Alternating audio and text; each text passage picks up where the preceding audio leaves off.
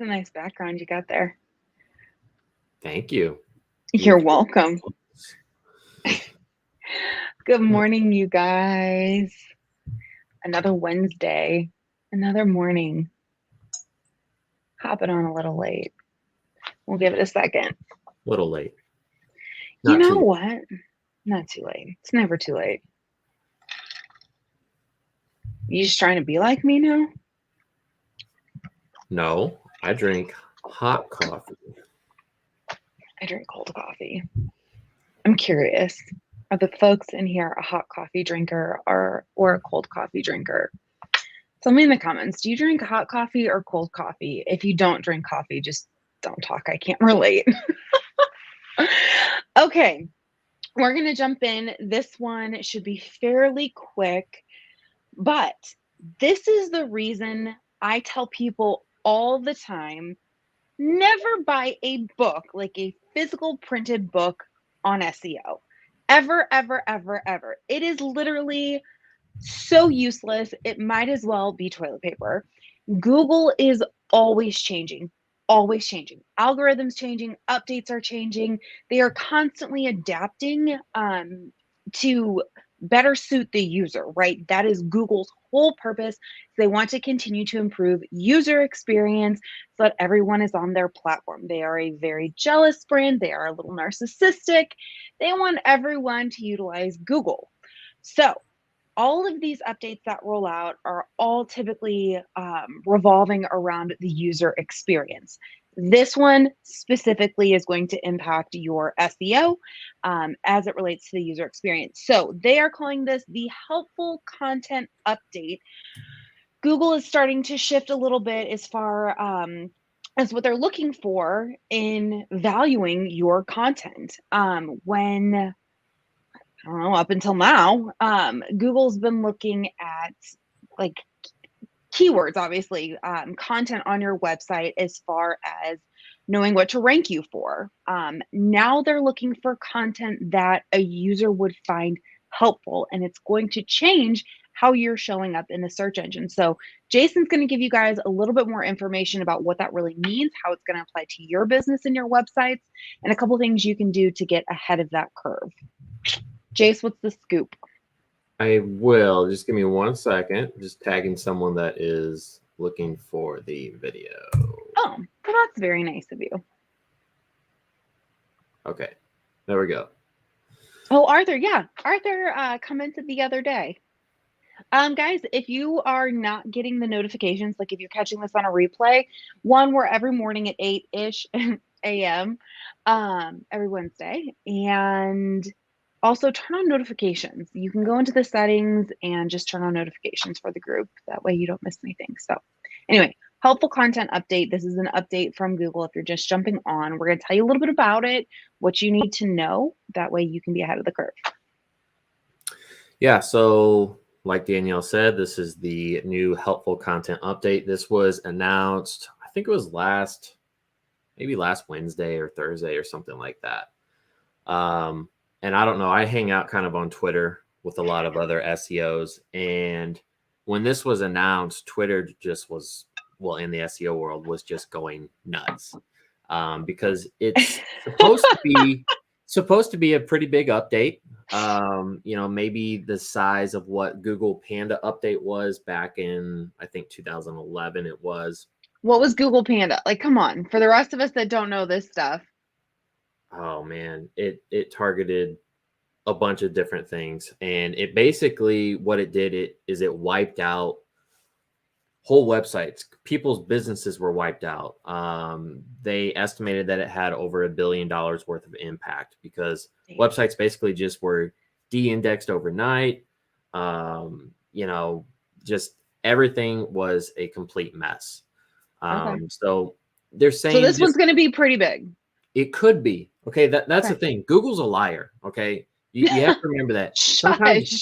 Sometimes Google will tell us the truth, and sometimes they will flat out lie to us, just so you get your stuff right. And that's one of the big theories and questions that is out there right now is this a scare tactic? Okay. So first off, let's go back and say what this is actually targeting. So the helpful content update, is all about like the content on your website, blog post on your website. Does that content actually help users? Okay. They want you to not target it for search engines, but target it towards people and helpful content. Does it help the user? All right. Because it's all about user experience with Google. If someone is doing a search, they click on your website, they want that to help the end user. Okay. So a lot of content these days could be AI generated with all the different crazy AI tools that are out there right now, or you're just writing content, stuffing a whole bunch of keywords in it and, trying to game the search engines. Okay. And that's just not going to fly anymore. So this update is rolling out. They said it was rolling out the week of the 22nd, which is this week. Okay. And it'll take a couple weeks to fully roll out. I haven't really seen anybody saying they're getting hit yet. But obviously it's a matter of time, and we're going to see kind of where, everything goes. Right. Mhm. So how does this really affect you? Um, this mainly affects Carrot websites in general, simply because of the content packs. Okay. Those blog posts that they provide for you that you can just click one button and post them to your website. Okay. I've been saying for a long time that I don't really like these content packs. Carrot does recommend that you change them up, don't post them Mhm. 100% as is, do some edits to them. But let's be honest, guys, most of us that are posting these content packs are not editing anything. Okay. Because I actually find it harder to go in and edit an article rather than just writing something brand new. Okay. So a lot of you guys have, hundreds, 200, different blog posts on your website that are all duplicate content. Okay. And I think these are going to get hit pretty hard. Guys, Um, you have to think about this too, and this is one thing we talked about a lot when we first launched this group as far as content. When it comes to Carrot, it's amazing that you can get a website up like that. You are up and ready to go for business, but everything on your website looks exactly like everybody else's website. And not only does that matter to clients, like potential customers that you could have, it matters to Google. If you're saying the same thing as every other person in your local market on your website, what do you think that says to Google? That you're all the same. And it's very confusing. So if you want to stand out, not only do you need to update this for helpful content purposes, but you need to make your website different than your competitors are. It's kind of cringy sometimes when we're doing like competitive research and we start on one website and we're looking at your competitors and you literally have the exact same homepage, exact same colors, exact same generic logo, etc. Um, if clients can't tell the difference between you, how do you expect Google to tell the difference between you guys? So keep that in mind when it comes to switching out some of that content. Correct. Yeah. And it goes obviously a lot farther than just, the layout and whatnot. But those blog posts, like I've been saying, have been an issue for a while, because I go through a number of clients' websites and even our own, and you can go in Google Search Console, which everybody should have Google Search Console set up. If you don't, we need to make a video on that. And maybe we already do, I forget. But Google will show you all the pages on your website that they have crawled and what they did with that page. Okay, so they will show you if they crawled it or if they didn't crawl it, and if they index it or if they didn't index it, and if there's errors on the website, that type of thing. Okay, and if you have a whole bunch of Carrot uh, blog posts on your website, I guarantee you will notice that Google will say in Google Search Console that they have crawled, let's say 100 different blog posts, and maybe only 10 of them are indexed. Okay. Having all of those blog posts that are not indexed on your website is hurting you. Okay. So, what I've been doing a lot lately is trashing these blog posts. Some of them will 301 back to the home page, if they were already indexed. Overall, the thing is, if you're not editing them whatsoever, they're going to hurt your website, especially with this Mhm. new update. Okay, because it's not helpful content. Let's be honest. Can Um, you give us an example? Take a generic carrot homepage and take a little section out of it and explain what helpful content would look like compared to what it's coming out stock. Not to put you on the spot, guys. I'm throwing this at him. But what does helpful content mean? How do we write that? What does it look like? How would you define helpful content? well, if we're talking strictly about blog post, well, let's talk about the homepage, like you just said. Okay. Because that's going to be a priority, honestly, is your homepage, right? Because Google is going to be up that probably faster than your blogs, correct? You can tell me I'm wrong. It's okay. Yes. I mean, Okay. it's a site-wide update. Okay. So it's not targeting just certain pages. It is a site-wide thing. So basically what they're saying is if you have a whole bunch of blog posts on your website that are deemed irrelevant or not helpful or whatever, they're not calling it a penalty, but it's going to kind of act like a penalty. Okay. So if you have a whole bunch of these blogs, all right, your whole website can go down in rankings. Okay. So it's not just those blog posts that are going to go down, or they might get de-indexed or whatever the case might be. Okay. It's your whole website. Okay. They're looking at it as a whole. So that's where it's a big play, is like, if you have a whole bunch of this content on here, and maybe your city pages are ranking number one, number two, but they see, oh, you got 100 different, blog posts that are just horrible. All right. What's going to happen to your rankings? Okay. We don't know that yet. So that's one of the things. And going back to Danielle's statement about the homepage, guys, if you are launching your Carrot website and you're not changing anything on the homepage, that's probably going to be, a bad thing. It's probably going to get hit. And we've been saying that for a long, long time. You got to change your homepage. This is just to help you get launched when you launch that Carrot site. Okay, but you have to go in there. You have to make it about yourself. You have to change words. You have to change whole paragraphs, add images, swap things out. Okay, there's a lot of people that don't touch their Carrot site and they wonder why they don't rank. Mm-hmm. Okay, it's just one of those things. You have to update it. So Jay, someone asked, should they go back and edit all of their blog posts or delete them and start from scratch? What do you think they should do going forward, knowing this update's coming? let me should we go back? So Kwame, I will actually help you out with that. But it's a good question. Okay. What I have been doing lately is I go in Search Console first, and the first thing I do is, if they are crawled but not indexed, or even if they're discovered and not indexed, there's two different settings, or not settings, but categories inside Google Search Console. I've just been trashing all of them, because if they're not indexed, that means they're not getting traffic. So there's no point to them being on the website. Okay. Google is deeming them that they're irrelevant or they don't have any value. So they're not indexing them. Okay. And guys, if you're posting content packs, you can take one of your URLs for your blog post. You can throw it in a tool like copyscape.com, and that's a plagiarism tool, and see how many instances that blog is on other people's websites. And Wow. it's crazy. I mean, it might be on 30, 40, 50, 100 different other websites, the same exact content, minus like the city is changed out. So obviously it's not helpful content. Also, the URL structure that Carrot sets up is horrible. So it completely keyword cannibalizes everything on your website. So that's why we haven't been recommending the content packs for a while. One thing that we do recommend is something I've been saying for a very long time, is making video posts. Okay.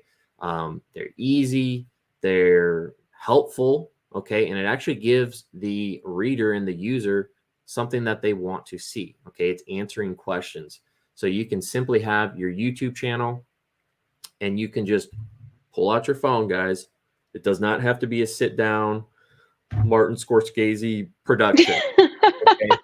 Uh, Pull out your phone, make a selfie video answering questions, the most common questions that you get, from sellers. Just tell who you are. what you do, who you serve, that type of thing. Make 5, 6, 7 little short videos, 2 minutes, 3 minutes, 4 minutes, just answering questions. You can go on Carrot. You can, well, after you have it uploaded to YouTube, okay, you pop that video into your Carrot post. All right, Carrot will transcribe it for you automatically. It costs like $1 or $2 per video because they're paying for the transcription on the back end. Okay, but instantly you now have a blog post that has a video embedded, okay, which is already a plus for SEO purposes, okay, and you have 100% unique content, okay. If you talk for 3 minutes in a video, that's probably going to be like 1,000 words of unique content, okay. So that's huge. Those are going to go way further and have a lot more, um, impact than just blindly posting these content packs. Okay. Mhm. One thing to keep in mind, guys, I feel like especially over the last 5 years or so, everyone pushed so hard on being aesthetically pleasing, right? Especially when it came to Instagram, everything had to be cohesive and you had to have a certain aesthetic, and all of these things were so predominant. And it started to overwhelm blogs and social with the need to be perfect. And we're kind of seeing like this major shift in that people are just wanting real and authentic. Of course, that's what we've always wanted, but there was something to be said about everything being aesthetically pleasing. Don't be afraid of being real. Like the quick little videos of you talking, like showing what you're seeing through a house or how you helped a client overcome an issue. The more real you come across or you appear to be, the more approachable you are. And again, we've talked about this a couple other times. People can be intimidated to come to you with their situation because they're embarrassed or it's stressful, it's hard. So the more authentic you can be, the more genuine you can be, the more approachable you can seem, the better. So keep that in mind when it comes to making your content. Just be a real person, be you. Being you will attract the right clients to you. Um, Someone asked, should we make a conscious effort to include any specific keywords in the video? How would that relate with helpful content? What should they be putting or saying in the video for it when it's transcribed? You can, but I think naturally you're just going to do it anyways. I mean, don't overthink that whatsoever. Don't just keep saying we buy houses St. Louis. We buy houses St. Louis. So if you want to sell your house fast in St. Louis, just don't keep saying that. Just talk naturally. Uh, people can see right through that, right? Hmm. And then everything's going to be transcribed in the blog post, so it's going to be kind of weird. So I wouldn't make a conscious effort necessarily. Just talk. I mean, you're naturally going to have those keywords come out, and you're probably going to have even better keywords come out because you're talking naturally, right? So you're thinking of keywords that you wouldn't think of if you were typing it out. Okay, Hmm. it's weird how that works. When we're just talking naturally, that's when those long tail version of those keywords come out just naturally speaking. So that's a good question, though. If you're stumped on content ideas, start with some of the questions that you would find on an FAQ and just start it as, question and answer kind of thing. What is it like to sell your home not going on market? What are some challenges that you've helped clients overcome? You don't have to overthink it. Things that you think are no-brainers because you're in this world every single day actually provide a lot of value and content to other folks that maybe aren't familiar with this process. So start with the basics and answer those questions. Yeah. So I have something pulled up here. I mean, if you go to Google right now and search helpful content update, you will find just a mess of blog posts that were posted over the last couple of days of people breaking down or trying to break down what this update is going to do, right? And here is just a post here, kind of going over what Google announced, and we'll just kind of read through this here because you have to ask yourself this when you're looking at your blog post. These are self-reflective questions, right? So would you trust the information presented in this article? Is it written by an expert or enthusiast who knows the topic well, or is it most shallow in nature? Okay. A lot of those blog posts, I would say they are shallow. Okay. Because a lot of those content packs, they kind of just stuff keywords in there. Okay. Does the site have duplicate, overlapping, or redundant articles on the same or similar topics with slightly different keyword variations? I cannot, I don't know why I can't highlight that. There it goes. I cannot stress this one enough. Okay. Um, I was just doing research on a site the other day for a client, and he had, I don't know, I think I even made a post about this a couple weeks ago. I mean, there's 8, 9 different blog posts that are almost the same exact URL structure. They have the same exact content on it, and that is exactly what this is. It's duplicate, it's overlapping, and it's redundant. Okay, Google is going to slap the crap out of those sites, okay, that have all of those different blog posts on there. All right. Yeah. And hopefully, I'm not trying to scare anybody here, but hopefully it is somewhat of a scare tactic. Okay. You know, and the reason behind that is just they're saying, you know, go fix your stuff, go clean up your sites. Okay. Maybe it doesn't have as big of an impact as we might think, but it is a good thing to know that they are looking at this stuff and it needs to be cleaned up. Okay. There's no reason you should have 9 or 10 different blog posts that talk about the same exact thing and almost have the same exact URL structure. Okay. And maybe later today, I will show more examples in the group. Okay. So as we go down, this one really doesn't apply here. Some of these won't apply to you whatsoever. Are topics driven by genuine interest of readers of the site, or does the site generate content by attempting to guess what might rank well in the search engines? I would say that again, because of those, how those carrot content packs are set up, they're keyword stuffed. Okay. And that the URL is keyword stuffed. Okay. And is it really a genuine interest of the readers? I don't know. I would kind of argue that. I would say what a genuine interest of the readers would be is what I just said 5 minutes ago, answering questions. Okay. Pulling out your phone and just talking about, you know, different stuff about, you know, all the different scenarios that you see, you know, whether it's buying from people going through a divorce or job relocation, short sales, foreclosure, whatever it might be, those types of things. Okay. And those are all going to be 100% unique content, a lot better than those content packs. Okay. And also telling them about the whole process. Okay. Mm-hmm. Just like that, how it works stuff. You know, you're going to contact me. I'm going to come out to your house. You know, I'm going to look over everything. I'm going to give you a price, a fair offer. It's, you know, no obligation type of thing. You know, people want to know the process. They want to meet you, which is a huge thing. Everybody tries to hide behind their website. It's not a good idea, especially when you're talking about something as big as a house. Okay. Mm-hmm. We're not selling ice cream cones here, guys. We're trying It's to so buy true, ice. though. It Yeah. is so true. Yeah. You really have to put yourself out there. And if you go around and look, if you do some searches on Google for We Buy Houses and then just pick a random city, the people that are ranking #1 and doing the best, they're all over their websites. Okay. They're being genuine. They're showing who they are. Okay.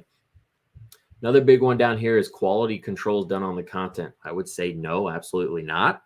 Okay. Especially if you're not editing them whatsoever. Okay. So there's a lot of stuff you can read through there. Like I said, just go to Google, search helpful content update. There's a lot of stuff. So hopefully that is helpful. I know that was probably a lot. Let's see here. We have a question.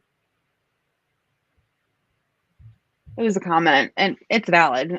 Carrot blog packs are just multiple blogs about the same thing. It is, guys, and we are. Let's be very, very clear. Yeah. We love Carrot still. We absolutely love Carrot. Yeah. They are a phenomenal one and done, ready to go for you. But it's your responsibility if you want to rank, if you want to take it to the next level, to be aware of these things and to make changes. Right? This is what sets you apart. And the people in this group, guys, you're here because You want to be successful at this. You're not someone that wants to do one or two houses, maybe a year. You're here because you take this seriously. You understand the responsibility that it is being a real estate investor, what it means to help someone through this struggle that they're facing, to provide solutions, and to be an authentic, what do I want to say? Not a scammer, basically. You're not some guy coming into town, popping up overnight and going and leaving after you screw some people over. You guys are real solutions to people who are struggling or in distress or whatever that is. So again, we nothing about this is against Carrot. They provide a great service for folks Right. just getting things up and running. It is your responsibility to represent your brand, who you are, what you stand for on your site. And knowing this update will help you make better decisions when it comes to the time and energy that you spend on making these updates. Um, our takeaway for this week, your action item to be entered to win our press release this upcoming week is going to be to set up your search console. Jace, do you have capacity to get a quick video up today for them or within the next 24 hours showing them how to get that set up? If you guys don't have a way to measure your success, you're going in blind. So you need to have this set up so you can take a look and at least have a finger on the pulse as to how you're being impacted by these things. Jace, what are your thoughts on that? Is that okay? Yeah, no, I can get it a video up to you guys.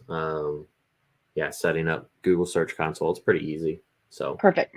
So we'll get that video up within the next 24 hours for you guys. Once you get your console set up, drop a comment that you have it set up on that video. Or if you're ahead of the game and you already have it set up, drop a comment that says you already have it set up, and that'll enter to win as well. For those of you that don't know, every Wednesday we give away a press release. To be entered, you just have to do the action item that we give you in this video. So this one is setting up your search console. Press release, it is a professionally written like news article featuring your company talking about something exciting that you have going on. It gets syndicated out across, syndicated just means already set up. Awesome. Um, syndicated is a fancy word that I didn't understand for a long time. It just means it gets pushed out and published on dozens of different news sites. Guys, those news sites and different platforms build a lot of credibility and authority with Google. They see you as being a relevant topic, someone that is trustworthy of being talked about on these different platforms. So it builds your credibility and helps immensely with your ranking of your site. It also helps you dominate that first page of Google for your branded keyword search, which means if someone goes and searches your company name, that there's more than just your website showing up. You'll have those news articles kind of showing up as well. And it also gives you an opportunity to authentically post a credibility bar on your website stating that you've been featured on these different platforms and channels. So they're not cheap, but we know it's a great tool for those that are needing some help with SEO, which is why we chose that as our giveaway for every Wednesday. So complete your challenge. Let us know that you did it, and we'll get you entered to win that press release. Jace, anything else that you've got for them? no, I was just going to show the guys that already have Search Console set up. Yeah. Hold on.